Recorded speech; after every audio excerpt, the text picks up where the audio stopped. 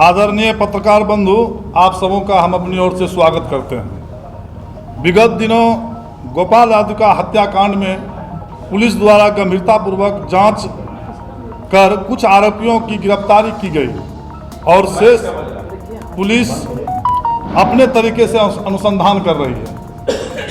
इसी बीच पूर्णिया सांसद पप्पू यादव द्वारा इस हत्याकांड के कई तरह से बयानबाजी की जा रही है, जो जांच को गलत दिशा में भटकाने का प्रयास है और प्रभावित करने की कोशिश है। उनका मुख्य उद्देश्य दोषियों को लाभ पहुंचाना है ताकि उन्हें लाभ मिल जाए। पप्पू यादव जी 2 दिन पहले प्रेस कॉन्फ्रेंस कर कहते हैं कि संजय भगत 45 लाख रुपया पे फोन से दिया और उन्हें भी हत्याकांड का दोषी मानते हैं। उसका मैं आपको वीडियो क्लिप दिखाना चाहूँगा जो सांसद महोदय बोले हैं।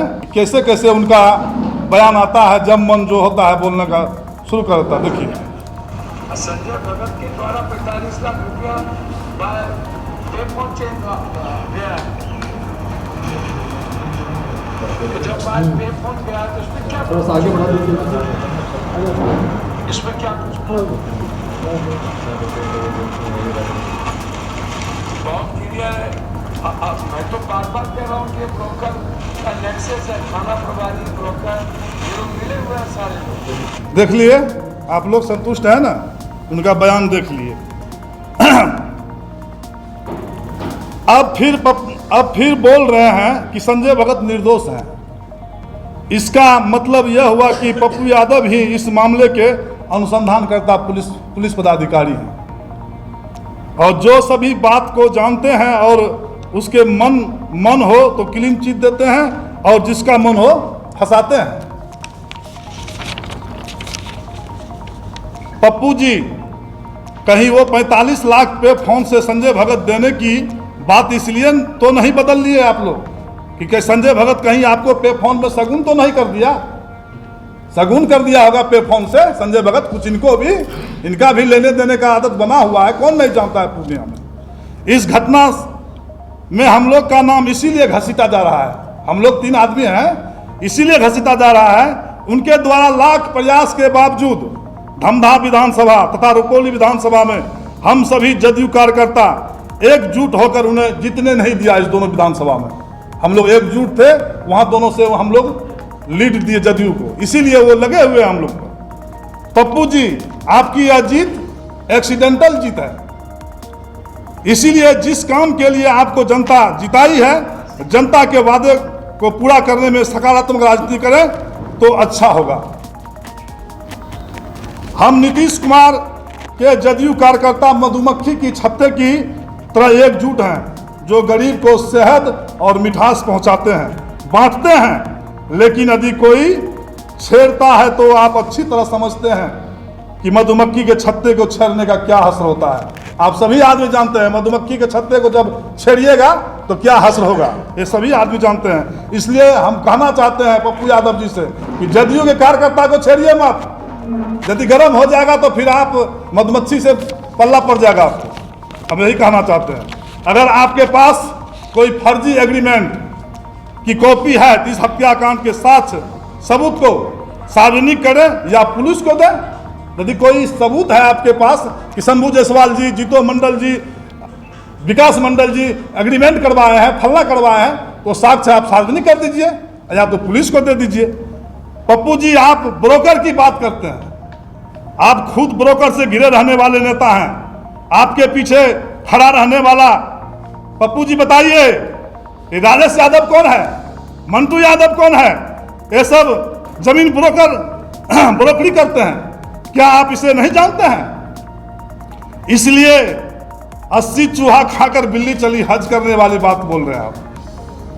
कौन नहीं जानता पूर्णिया में कितना चूहा खा के आप हज की बात कर रहे हैं? ऐसा परिवर्तन मत दीजिए। पूर्णिया की जनता आपकी हर असलियत को जानता है और इस एक्सीडेंटल जीत पर इतना मत इतराइए। एक्सीडेंटल जीत है,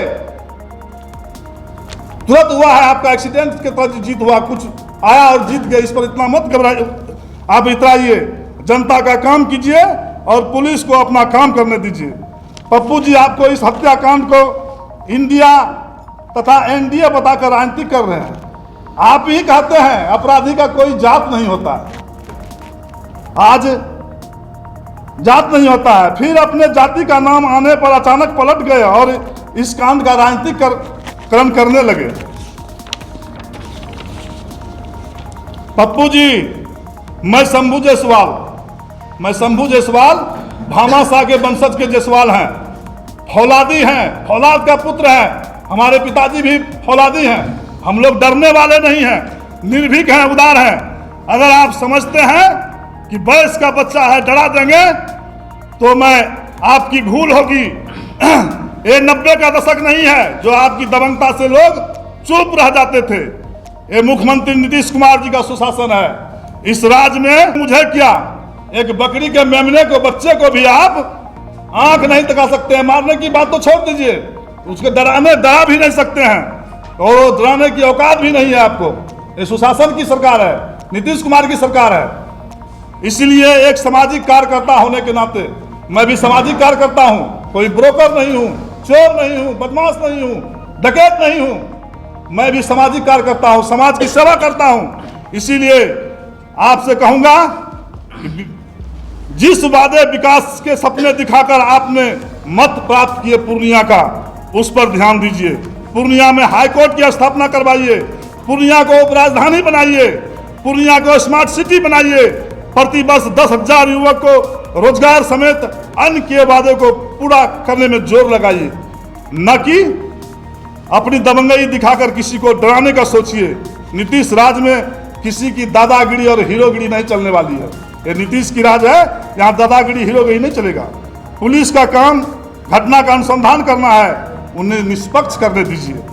जांच में दूध का दूध, पानी का पानी होगा।